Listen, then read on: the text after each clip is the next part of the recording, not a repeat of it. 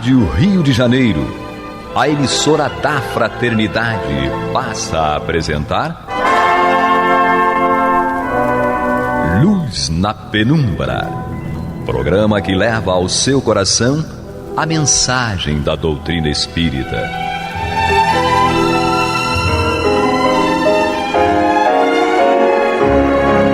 E com vocês, Henrique Parente, para o estudo de obras póstumas. Amigo ouvinte, aqui estamos mais uma vez para cumprir esse papel que nos dá muita alegria de trabalhar aqui o conteúdo espírita através da obra que estamos aqui estudando, o livro Obras Póstumas, que Kardec, deixando aqui muitos temas que foram organizados por sua esposa Silvia Marie e publicados 21 anos após a sua desencarnação. E após tantas e tantas décadas, estamos aqui nós como interessados nesses assuntos que para nós se tornam um diferencial de vida, que um dia acreditamos possam ser úteis para todas as pessoas, porque trata de acontecimentos, de fenômenos que fazem parte de toda a vida, de todos os seres humanos, e não pretendem ser exclusivamente de um único grupo religioso ou filosófico. Quando a gente fala de vida, então o conteúdo espírita está vinculado a esses aspectos. Os interesses, as matérias que o Espiritismo sempre estudou a partir do codificador, da organização de tudo aquilo, tinha a ver com os acontecimentos da vida. Os assuntos ligados aos aspectos psicológicos, não só emocionais, como a gente entende hoje, e as suas reações, mas tudo que produz a psique humana através do movimento da vida, né, das relações com o mundo prático, né, que é o mundo material, e também com a influência do mundo espiritual. O Kardec falava desses assuntos. As revistas espíritas têm lá o subtítulo de Jornal de Estudos Psicológicos. Então, os assuntos que o Espiritismo tem trabalhado a vida inteira têm a ver com as leis que envolvem a natureza. O que ele vem acrescentar a tudo isso é a noção e a condição de se pesquisar também as coisas de ordem mais espiritual, coisa que antes não acontecia. Sempre falou-se muito em questão espiritual, mas não a ponto de construir uma metodologia possível que poderia investigar isso, não só no sentido de comprovar, mas mais do que comprovar, compreender como é que funciona isso. Se é um imaginário, então vamos entender como é que funciona isso, por quê e para quê. Mas se não é somente um imaginário do ser humano, se os fenômenos são reais, então eles são fundamentais para a vida, porque afetam o equilíbrio, ou seja, a economia da vida. Então o Espiritismo ele tende a ser no futuro conhecido e aceito porque está lidando com aquilo que faz parte de toda a vida, de todas as pessoas, em todas as latitudes. Então não é uma questão preferencial daquele que é espírita, de que todas as pessoas se tornem espíritas no sentido da palavra. Mas todos, em algum momento ou outro, vão acabar aproximando-se daquilo que a doutrina espírita tem trabalhado, se através de outras escolas, daquilo que vai nascer, né, no presente ou no futuro, que vai investigar também, tudo bem, não tem problema nenhum. Mas o que não vai tirar nunca o título do Espiritismo de ser o primeiro, né, a investigar esses assuntos, buscando a construção de uma metodologia específica para isso. Porque as pessoas necessitam disso. A gente precisa, né, através do desenvolvimento da inteligência humana, compreender como funcionam as coisas. Esse estado é o estado de aprendizado humano. Faz parte do amadurecimento que todos nós estamos inseridos e que vamos desenvolvendo, né? No último programa, né, eu li rapidamente o item 31, que tem a ver com o assunto do 4º parágrafo que fala da emancipação da alma. E eu passando por esse item, até por conta do nosso tempo, não dei assim uma devida e grande importância, mas fiquei de voltar aqui, iniciar o próximo programa falando um pouco mais desse assunto, e até por isso eu fiz essa introdução, querido amigo ouvinte, querido irmão, por conta, né, do que acontece conosco em geral, né, eu diria. Então esse item 31 diz o seguinte: há pessoas de perispírito tão identificado com o corpo, nas quais o desprendimento até no momento da morte só se opera com extrema dificuldade, de tão identificado a pessoa está com a vida material, com o corpo. Então na desencarnação ele tem dificuldade, mas muita dificuldade, de separar-se desse corpo, que não lhe serve mais para nada. É como uma roupa, né, que está grudada no nosso corpo ali, só que a gente precisa tirar essa roupa. São, em geral, essas pessoas as que têm levado uma vida muito material, ou seja, muito voltada para a materialidade. Descartam da sua vida o sentido espiritual. Para elas não há continuidade de vida, para muitas nem há Deus. Tudo bem, quanto a isso, eu digo tudo bem no sentido de que mais cedo ou mais tarde ela vai descobrir o que é verdadeiro. Mas isso não impede da gente analisar a questão, que esse é o convite do texto aqui que Kardec produziu. Fazer a gente pensar do porquê de certas dificuldades de algumas pessoas no campo espiritual, ou seja, nesse caso aí da aceitação da vida espiritual. Quantas informações nos chegam através de obras mediúnicas, às vezes de espíritos que chegam do plano espiritual, ficam como num estado ou seja, dormindo, né? Me faltou a palavra mais adequada. E não se veem, né? Ficam ali hibernando durante longo tempo, até chegar um momento que vai despertar. Vai ser estimulado a isso, e etc e tal, porque não acredito que há continuidade. Então, mas vai deparar-se com a realidade. Ou seja, a vida do espírito é uma vida ativa. O espírito ele não dorme, né, costumamos dizer. Tanto é que quando nós que estamos encarnados dormimos, e é o assunto que estudamos, né, estamos ainda dentro dele, desenvolve um estado de emancipação. Ele vai desprender-se desse corpo durante o sono, vai vivenciar, vai ter uma vida de relação, de experiências, no período em que o corpo está ali adormecido. Porque o espírito, em tese, ele não necessita dormir, se assim podemos nos expressar. Então, ele precisa, claro, de relaxar de alguma maneira. A relação com o corpo físico também cansa. Ele precisa afastar-se também desse espírito, e é uma forma dele se recompor. E assim por diante, não vamos tecer aqui tantos comentários, né? Mas só para poder marcar um pouquinho a importância desse item 31 nessa parte, que fala dessas questões. Para elas, né, a morte é a mais penosa possível, para essas pessoas que são tão ligadas à questão material. A mais cheia de longas e dolorosas angústias. Outras, porém, e aí vem o contraponto, estabelecendo a distinção, né? Ou seja, outras pessoas, porém, cuja alma se desprende ao corpo por tênues laços e se desprendem sem comoção nem dificuldade, e muitas vezes antes da morte do corpo.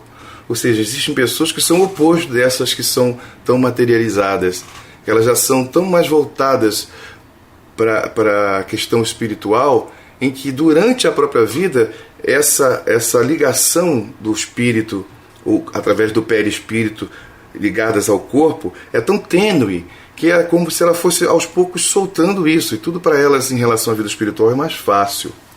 Então diz aqui, na hora extrema, essas pessoas, né, já divisam o mundo para onde tem de ir e anseiam pelo momento da completa libertação. Então essas pessoas, elas facilitam em muito a questão da desencarnação. A desencarnação para elas não tem dor, sofrimento nenhum. Fora, algumas vezes, né, o carinho pelas pessoas que aqui deixa, que aí lhe confere um pouco, mas não nenhuma dificuldade propriamente para se libertar do corpo físico. Mas é algo que logo passa, porque ela sabe que não vai estar afastada dessas pessoas. Isso quando isso acontece. Mas a maioria de nós, pelo menos uma quantidade absurda de pessoas, estamos tão ligados à questão material, tão vinculados, onde tudo é medo, a gente tem apego, na verdade. Apego, então tudo que a gente tem apego a gente tende a querer não perder, ficar agarrado ali, literalmente. A gente tem, querido irmão, apego e não propriamente amor em muitas coisas, né? Porque tudo que tem amor, ou que envolve o amor de Deus em nós, não há apego, há liberdade. Quando a gente apresenta apego a alguma coisa, porque não é amor ainda. Pelo menos o amor que a gente entende a partindo, né, da orientação divina. Então, só para marcar aqui esse item 31, que ficou faltando um pouquinho mais, né, para a gente pensar e refletir a respeito, né, dessas questões tão importantes para nós, né? E hoje, entrando aqui no parágrafo 5º, fala-se da aparição de pessoas vivas e da bicorporeidade. Então, vamos ver o que Kardec diz para nós aqui. A faculdade emancipadora da alma e seu desprendimento durante a vida podem dar ensejo a fenômenos análogos aos que apresentam os espíritos desencarnados. Ou seja, essa faculdade que emancipa a gente, essa liberdade, né, que a alma possui, de desprendimento, pode dar ensejo a fenômenos análogos, ou seja, semelhantes ao que apresentam os espíritos desencarnados, em termos de liberdade. Enquanto o corpo dorme, o espírito aparece fora dele. Como eu falei ainda há pouco a respeito da outra questão, né? Sob a forma vaporosa, quer em sonho, quer em vigília. Pode mesmo apresentar-se sob a forma tangível ou com perfeita aparência, que muita gente afirma verdadeiramente tê-lo visto ao mesmo tempo em 2 pontos diversos. Assim é realmente. Mas num daqueles pontos só está o corpo, e no outro o espírito somente.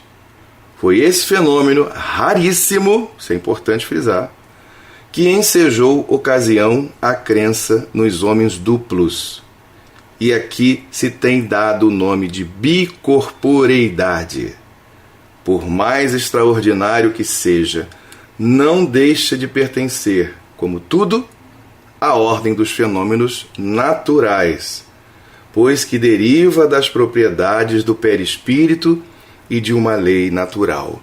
E vim ao encontro das minhas primeiras palavras, antes até de ler o item 31, essa questão do espiritismo nesse escopo da investigação, ou seja, tornando possível a compreensão, esse ir mais além, através da pesquisa, da reflexão e da comparação de fenômenos que acontecem na humanidade desde sempre. Não são coisas inventadas. E nem buscamos explicações mirabolantes, explicações onde são mais ginásticas, como dizia o querido professor José Herculano Pires. Muitas vezes as pessoas fazem ginásticas para poder explicar alguma coisa. Não precisa isso. São fenômenos naturais, como diz aqui o texto. E no caso aqui especificamente, de pessoas que têm essa habilidade raríssima, mas que possuem essa habilidade de desprender-se do corpo de tal maneira em que o corpo fica num ponto, geralmente inerte ou com pouca ação, pouca atividade, uma atividade incomum, ela permanece ali, e o espírito se manifesta em outro lugar. Ele chega a dizer aqui nesse texto, né, ora sob uma forma vaporosa, como se fosse um sonho, ou na vigília, mas também pode apresentar-se sob forma tangível, ou seja, pode ser apalpado, tocado, assim como aconteceu com Jesus depois da sua crucificação, que ele aparece para os discípulos e diz para Tomé: olha, toca aqui, Tomé, na chaga. Ele mantém ali a aparência da ferida causada pelos cravos que foram pregados nele, né? E ali ele estava tangível, ele podia ser tocado pelos discípulos, por qualquer um, porque ele queria que assim acontecesse. Mas Jesus tinha o poder absoluto sobre todas essas coisas. Então, a hora que ele queria aparecer de maneira menos tangível, ele aparecia. Visto só por alguns, por vontade própria, assim acontecia. Visto por todos, também assim acontecia. Porque ele tinha domínio sobre isso tudo. Como ele mesmo disse, eu sempre lembro aqui: todo poder me foi dado nos céus e na terra. a minha vida eu posso tomá-la e retomá-la quando quiser, como está lá no Evangelho segundo João. Então, querido amigo ouvinte, falando de Jesus é no sentido maior, mas todos esses fenômenos também ocorrem em outras instâncias, em espíritos não tão evoluídos, mas muito mais evoluídos do que a gente possa imaginar também, como no caso aqui, eu vou trazer aqui duas figuras que, pelo menos do ponto de vista da tradição religiosa, são pessoas muito importantes. Um deles é, pela Igreja Católica, o Santo Afonso de Liguori, que ele foi canonizado antes do tempo exigido por se haver mostrado simultaneamente em 2 lugares diferentes, e o que passou por milagre. A palavra milagre, no sentido literal, mas no sentido etimológico, significa coisa incomum ou coisa extraordinária, e não derrogação das leis naturais. Então ainda está sob essa questão, ou seja, são leis naturais. A outra figura é Santo Antônio de Pádua, conhecido de tantos e tantos, que ele estava na Espanha e no tempo em que ali pregava, ele estava pregando.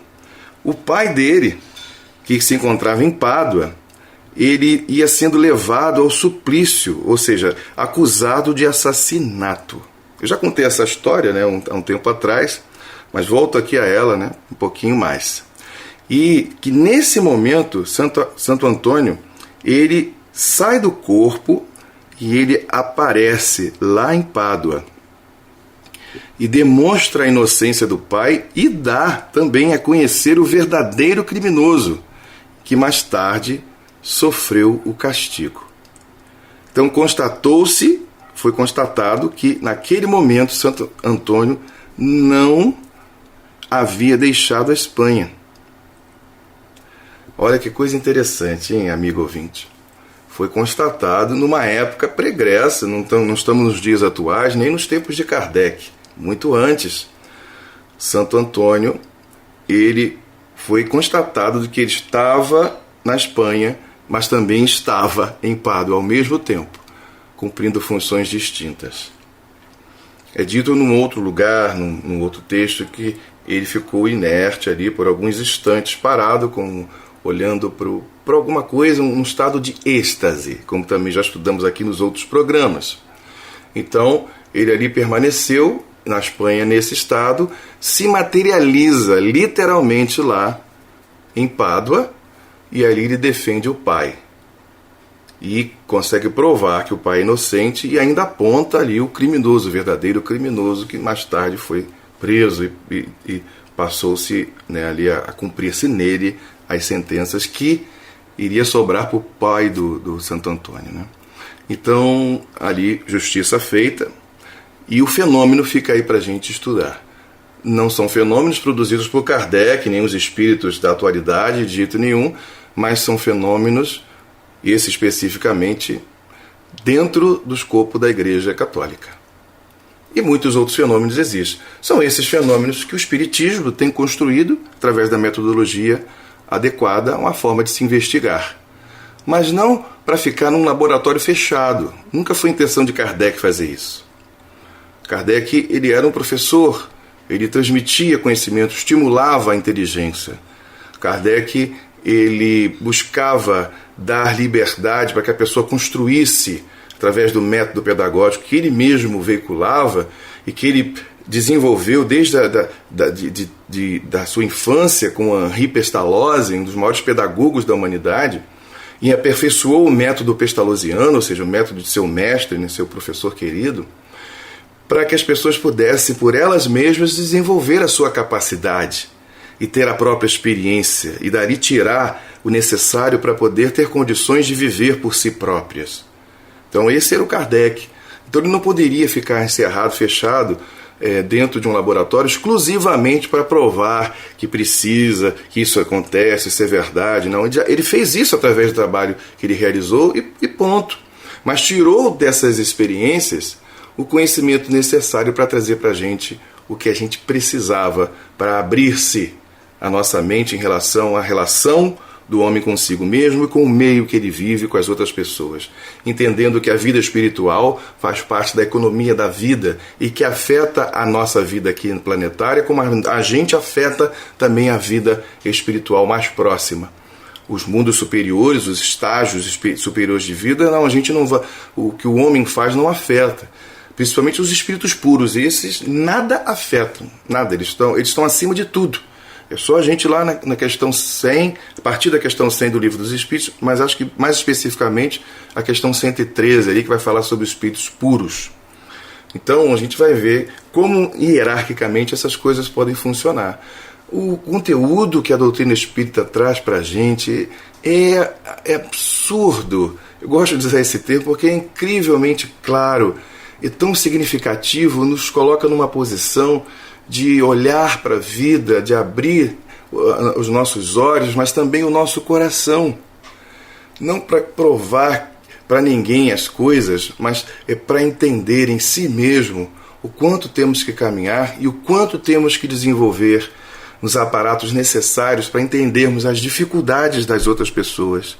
Primeiro porque temos também dificuldades e que precisamos sim superar essas dificuldades, que precisamos aprender a ser tolerantes, a partir da compreensão de que o outro é nosso irmão e que temos a mesma origem e que nós precisamos aprender a amá-lo do jeito que ele é. Só com amor, como ensinou Pestalozzi a Kardec, é que a pessoa vai conseguir transmitir para o outro o verdadeiro conhecimento. Ninguém ama mais do que este, disse Jesus, aquele que dá a sua vida pelo seu semelhante. E a gente vai percebendo que através da lei do amor e através dela e por ela que todas as coisas existem. Pela vontade e amor do nosso Pai, do nosso Criador. E é através desse amor que pulsa vivamente e é altamente atualizado o tempo inteiro por Deus, por Jesus e por todos os espíritos que vão superando essas camadas inferiores da evolução humana. Eles vão transbordando esse amor através das suas ações e constroem uma paciência imensa. Podemos até brincar aqui dizendo, né, a paciência de Jó para com todos os erros humanos, porque fazem parte da vida os nossos erros. Esses erros que a gente comete não destrói o universo. Eles corrompem e destrói, entre aspas, a nossa vida, a nossa existência, mas não destruir no sentido absoluto, mas de diminuir a qualidade de vida. Hoje em dia a gente pensa muito nisso, né? Qualidade de vida. E fica aqui como nosso pensamento, a partir dessas experiências aqui, especificamente, né, da bicorporidade, da aparição das pessoas vivas, esse ensinamento tão interessante a respeito dessa fenomenologia que sempre existiu, mesmo de forma raríssima, ela faz parte da história da humanidade. Aqui eu citei, porque está no livro, né, dos médiuns, mais detalhadamente um pouquinho, a questão, né, de Santo Antônio de Pádua, mas acontece também em outras escolas iniciáticas, em outros, né, momentos da história da humanidade, exatamente coisas semelhantes. Talvez a gente conheça, o amigo ouvinte aí conheça alguma dessas histórias por si mesmos, trazidas pela própria família ou experiência pessoal, contando algo neste sentido. Então, podemos sim aprender um pouco mais sobre isso, entender a importância disso para todos nós. Esse item hoje ele não é muito grande, esse quinto parágrafo, me permitir falar, entrar dentro do outro também, né? Para poder comentar a respeito e perceber que as coisas estão integradas no conhecimento. Não tem nada que acontece assim de maneira tão aleatória, onde não tem sentido, tudo se complementa. Já diz o Lavoisier, né, no universo nada se cria, nada se perde, tudo se transforma. A gente percebe o ciclo das coisas que vão e voltam, assim como a reencarnação. Para nós, no desenvolvimento da alma, a gente precisa desse estado pedagógico que é a reencarnação, dessa lei que vem fortalecer cada vez mais os laços que aproximam as pessoas. Mas, querido amigo ouvinte, nosso tempo já vai chegando aqui, já falei bastante. já exaltei aqui um pouco do que pretendia, que é o amor ao conhecimento e a importância que o Espiritismo tem na nossa vida, porque nos dá essa liberdade, nos incentiva a isso e nos dá a oportunidade, trazendo os elementos de maneira organizada. Kardec merece a nossa gratidão sempre por fazer parte desse grupo maravilhoso que trabalha com Jesus. Ele, um representante vivo disso aqui na Terra, vivo ao seu tempo, né? Não hoje, nesse momento, ou a não ser que esteja por aí reencarnado, mas aí é uma outra discussão. Mas nós agradecemos a esses espíritos tão importantes na nossa vida. E não só nessa agora, não. Talvez numa vida anterior e com certeza, e mais do que nunca, nas próximas que virão. Muita paz a todos e até a próxima semana, se assim Deus nos permitir. Você está ouvindo o programa Luz na Penumbra.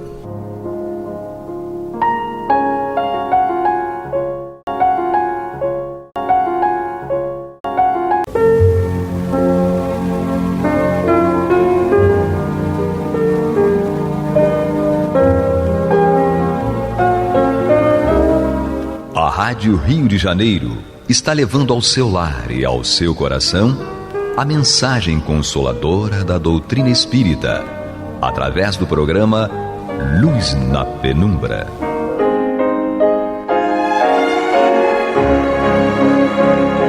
E com vocês, Antônio de Pádua Barbosa, para comentar o Evangelho segundo o Espiritismo da obra codificada por Allan Kardec. Olá, meus amigos, muito boa noite. Voltamos aqui ao programa Luz na Penumbra para dar continuidade ao estudo do Evangelho segundo o Espiritismo de Allan Kardec. Estamos, como eu tenho dito a vocês, no último capítulo, capítulo 28, coletânea de preces espíritas. E no programa passado, nós interrompemos quando íamos estudar a prece num ato de submissão e de resignação. Como eu vi que era um pouco longo o estudo, deixei para iniciar no dia de hoje. Vamos ver o que nós conseguimos aqui. O prefácio nos traz o seguinte: ato de submissão e de resignação. Quando nos acontece algum motivo de aflição, se lhe procurarmos a causa, muitas vezes descobriremos que é consequência da nossa imprudência, da nossa imprevidência ou então de uma ação anterior. Em qualquer desses casos, não devemos nos queixar senão de nós mesmos. Se a causa de um infortúnio independe completamente de qualquer ação nossa, ou é uma prova para a existência atual, ou expiação de uma falta de uma existência anterior. Neste último caso, pela natureza da expiação, podemos conhecer a natureza da falta, visto que somos sempre punidos por aquilo em que pecamos. Remetemos ao capítulo 5, itens 4, 6 e seguintes, que trata das causas atuais e anteriores das aflições. Então, se eu estou passando por um sufoco qualquer, é uma expiação, eu tenho que ter uma noção de que o que causou aquilo é algo parecido. Se eu estou passando por determinada situação desagradável, eu devo ter cometido faltas semelhantes a essas contra terceiros. Por isso que agora está a minha vez de provar o veneno que eu andei lançando para os outros. Então, tem que ficar submisso a isso. Ele disse, é um ato de submissão e de resignação. No que nos aflige, só vemos em geral o mal presente. É verdade. Nós só vemos o mal que estamos passando agora e não as consequências posteriores favoráveis que a nossa aflição possa ter. Muitas vezes o bem é a consequência de um mal passageiro, como a cura de uma doença é o resultado dos meios empregados para combatê-la.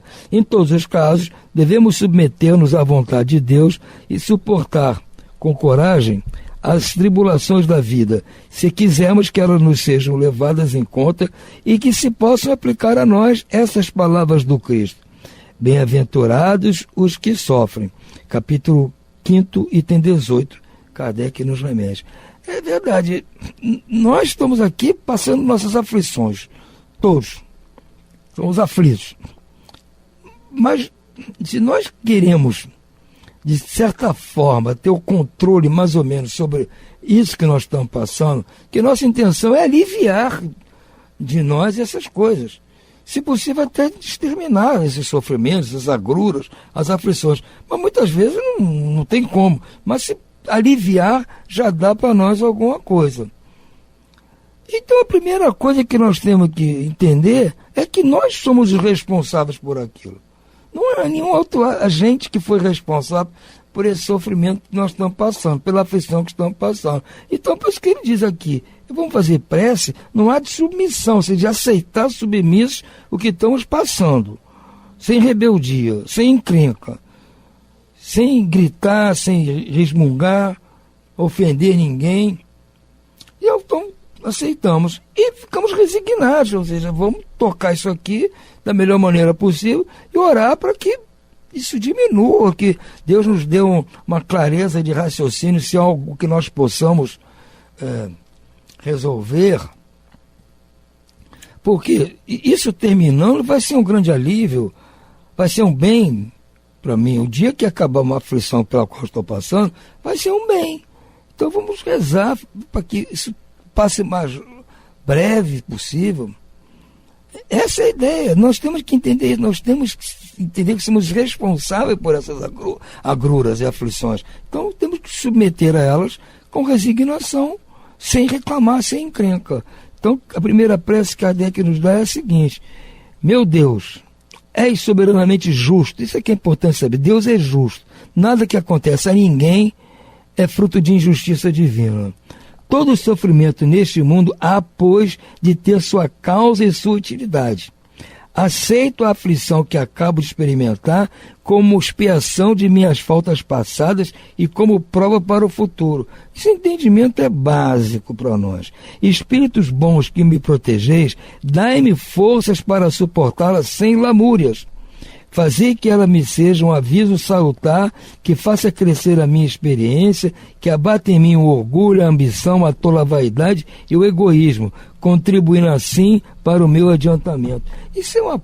Se nós realmente fizermos essa prece com toda a sinceridade da alma, já é um grande passo que estamos dando para que ela seja aliviada e diminua a sua intensidade. Podem ter certeza disso, que a melhor maneira de nós diminuirmos a intensidade e o tempo de uma infelicidade, uma agrura, ou para termos força para suportar essas situações, é sermos humildes, reconhecer a grandeza de Deus, humildes para com Deus e complacentes para os outros. É esse ensinamento do Buda. Temos que ser humildes perante Deus e temos que ter compaixão com os outros nossos irmãos que também estão passando por dificuldades como nós. O que podemos fazer para ajudar eles? Vamos, enquanto nosso problema não está sendo resolvido, vamos tentar resolver daqueles que estão ao nosso alcance. Preciso de um tempo para esperar resolver meu caso, tá bom. Então eu não vou ficar aqui esperando sem fazer nada, eu vou cuidar de ajudar os outros. A outra prece diz assim: sinto, ó meu Deus, necessidade de te pedir que me dês forças para suportar as provações que quiseste enviar-me. Permite que a luz se faça bastante viva em meu espírito para que eu aprecie toda a extensão de um amor que me aflige porque me quer salvar. Submeto resignado ao meu Deus, mas a criatura é tão fraca que temo sucumbir se não me amparares. Não me abandones, Senhor, pois sem ti nada posso. Então aqui você está reconhecendo que você é fraco, que sem a ajuda de Deus você não vai suportar com elegância essa situação pela qual você está passando, que você pode sucumbir, pode piorar, agravar a sua situação. Então peça a Deus para lhe ajudar a suportar o que você está passando. A outra prece, ele diz assim: elevei meu olhar a ti, ó Eterno, e me senti fortalecido. És a minha força, não me abandones. Ó meu Deus, sinto-me esmagado sob o peso das minhas iniquidades. Ajuda-me, conheces as fraquezas da minha carne, não desvies de mim o teu olhar. Ardente sede me devora, faze brotar a fonte d'água viva, onde eu possa matar a minha sede. Que a minha boca só se abra para te entoar louvores e não para me queixar das aflições da vida. Sou fraco, Senhor, mas o teu amor me sustentará. Ó Eterno, só tu és grande, só tu és o fim e o objetivo da minha vida. Bendito seja o teu nome, se me fazes sofrer, porque és o Senhor e eu o servo infiel. Curvarei a fronte sem me queixar, porque só tu és grande, só tu és a meta. Então, são 3 preces nos concitando a humildade, a submissão e a resignação. É o nosso papel nesses momentos de aflição. Que nós possamos ter clareza de raciocínio, frieza nas ações, para que possamos passar por essas situações, repetindo, que fomos nós que as provocamos no passado, com certa elegância, sem, inclusive, repassar para outras pessoas o nosso sofrimento, a nossa dor, tratar mal as pessoas que estão perto de mim porque eu estou com o meu pé sendo espetado por um espinho. Eu tenho que suportar a dor do espinho e não jogar para cima de ninguém as minhas dores, minhas decepções. Então temos que aprender exatamente como está aqui. Prece agora, quando estivermos perante um perigo iminente. Vamos passar por um perigo. Então, o que Kardec nos propõe aqui? Pelos perigos que corremos, Deus nos adverte da nossa fraqueza e da fragilidade da nossa existência. Ele nos mostra que a nossa vida está em suas mãos e que ela se acha presa por um fio que pode romper-se no momento em que menos esperarmos. Sob esse aspecto, não há privilégio para ninguém, pois tanto o grande como o pequeno se encontram sujeitos às mesmas alternativas. Se examinarmos a natureza e as consequências do perigo, veremos que estas, caso se verificassem, teriam sido, na maioria das vezes, a punição de uma falta cometida ou de um dever negligenciado. E aqui, novamente, está destacada a letra em itálico, para não chamar a atenção.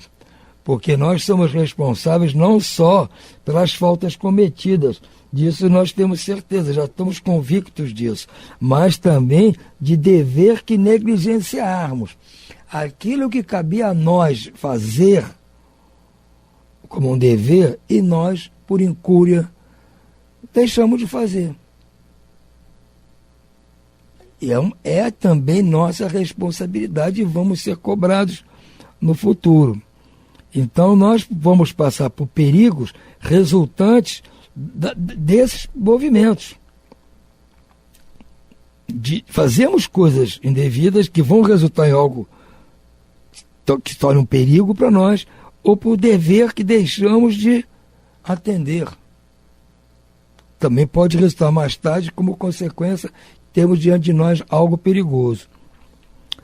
Então a prece que Kardec propõe é a seguinte: Deus onipotente, e tu, meu anjo da guarda, socorrei-me. Se tenho que sucumbir, que seja feita a vontade de Deus. Se devo ser salvo, que o restante da minha vida eu repare o mal que haja feito e do qual me arrependo.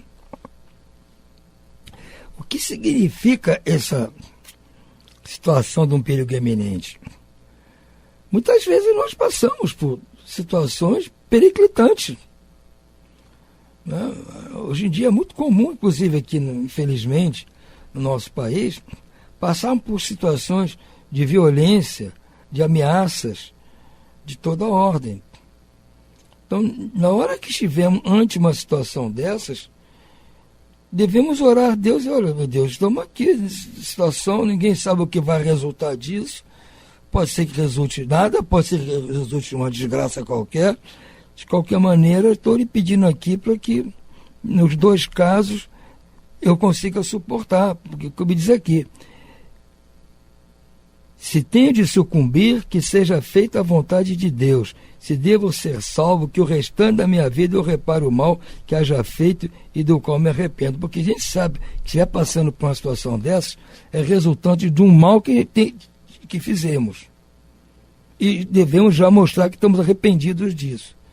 Se escapar desse perigo, que tendo esse dia de lição, para no futuro ser mais cuidadosos e não provocar de novo essas situações. Ação de graças por haver escapado de um perigo. Aí é que está. Primeiro ele mostrou que está um perigo iminente. Nós não decidimos se esse perigo vai resultar em algo danoso ou não. Então diz aqui, vamos fazer uma prece de ação de graças se tivermos escapado de um perigo desse. Ele deixou de ser iminente e passou a ser efetivo. Se nós escapamos, vamos agradecer a Deus por isso. Pelo perigo que temos corrido, Deus nos mostra que, de um momento para outro, podemos ser chamados a prestar contas do modo pelo qual utilizamos a vida. Adverte-nos, assim, que devemos estar atentos e emendar-nos. Olha só, às vezes é um negócio, o susto, como a gente costuma dizer, tem seus benefícios muitas vezes, né? A gente se assustou porque passou por um perigo. Então tem que ter a consciência, como diz nós, de cair a ficha e entender que dessa vez nós escapamos, mas numa próxima pode ser que a gente não escape. Então temos que diminuir a chance de isso acontecer. Há perigos que nós vamos passar que não dependeu da nossa ação naquele momento. Pode acontecer, mas dependeu de ações nossas no passado. Mas se tivermos escapado desse perigo, nós devemos agradecer a Deus. E dizer que se por acaso nós formos o agente que provocou aquela situação, que isso tenha servido de lição e que nós nos comprometemos a não mais praticar essas ações que vão incorrer nesse perigo. Que há perigos que não dependem de nós, um acidente muitas vezes. Somos nós que estamos dirigindo o veículo e o veículo se acidenta. Então, não fomos nós que causamos, mas muitas vezes somos nós que estamos conduzindo o veículo. Fomos nós os responsáveis pelo acidente. Então nós temos que agradecer a Deus, termos nos livrado do perigo, não resultou em nada de grave, ótimo, mas vamos ver, se fomos nós os responsáveis, vamos nos comprometer a dirigir com mais cuidado. E se não fomos nós, agradecer a Deus, porque aquilo serviu para limpar uma pauta que tínhamos para acertar com as nossas provas e expiações. É menos uma. Mas um boletim que foi, como eu digo, um boleto que foi pago. Pagamos um boleto. É menos um para a nossa conta. A prece nos diz o seguinte: meu Deus, meu anjo da guarda, eu vos agradeço o socorro que me enviaste no perigo de que estive ameaçado. Que esse perigo seja para mim um aviso e me esclareça sobre as faltas que talvez o tenham atraído a mim. Compreendo, Senhor, que a minha vida está nas tuas mãos e que podes tirá-la de mim quando te aprouver.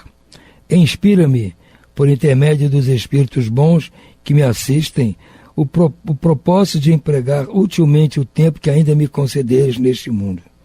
O meu anjo da guarda sustenta-me na resolução que tomo de reparar os meus erros e de fazer todo o bem que esteja ao meu alcance, a fim de chegar menos onerado de imperfeições ao mundo dos espíritos, quando Deus resolveu me chamar para lá. Isso aqui é muito importante, gente. Primeiro, porque se nós tivermos escapado de um perigo, já tem que dar glória a Deus eternas, né? Porque quem passou por algum sufoco sabe que o alívio é muito grande ter passado por aquilo e não ter acontecido nada. Se isso nos remeter a um pensamento que nos indique que algo que nós estamos fazendo ou que fizemos pode ter sido a fonte daquele perigo acontecer, é uma hora de nós refletirmos. Bom, se algo que eu estou fazendo está provocando, mesmo que indiretamente, essa situação, então é hora de eu refletir se isso que eu estou fazendo tem que ser parado ou modificado. Não sei, cada um é que sabe a sua vida e sabe examinar dentro de si o que está acontecendo. É muito difícil, muitas vezes, nós percebermos o que levou aquela situação. Muitas vezes não é diretamente aquilo, mas é aquela falta de proteção que nós já começamos a ser alvo. Todas as proteções que nós temos, de repente, podem estar sendo afastadas por causa das nossas atitudes. Então, é bom nós termos consciência de escarafuncharmos na nossa cabeça, nosso sentimento, e ver se não tem algo ali que esteja, mesmo que indiretamente, provocando na nossa vida passar por alguns perigos que não eram para passar, né? Então, é um caso a pensar. Kardec realmente, às vezes, põe umas pulgas na nossa orelha e que nos levam a pensar bem e fazer um apanhado do nosso momento para ver se nós estamos passando por alguma ameaça qualquer, um perigo, um susto, ou lá o que seja. Isso não é um alerta para nós. É um chamamento a nós voltarmos para o caminho certo. Se nós estamos desviando por algum motivo, atendendo aos chamamentos da vida, de repente é hora de, se não está muito bom, melhor voltar para o caminho do meio, como dizia, voltando a falar do Buda, né? Voltar para o caminho certo, o caminho da iluminação. Então hoje nós vamos ficando por aqui. Desejo a vocês todos muita paz, muita tranquilidade e que tenham consciência exatamente daquilo que todos estamos fazendo. Fiquem todos com Deus e até o próximo programa.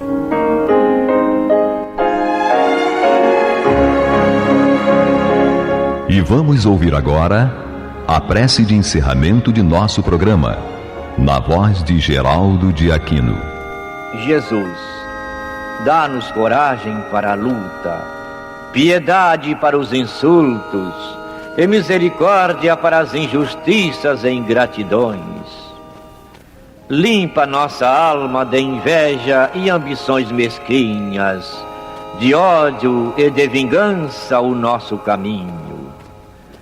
E que dentro em pouco, ao recolher-nos de novo ao calor do nosso leito, para que o sono nos dê a paz e o esquecimento das tristezas humanas, possamos sentir, Senhor, no mais íntimo de nosso ser, a doçura indefinível do Teu amor e a grandeza incomparável da Tua divina presença. Que assim seja.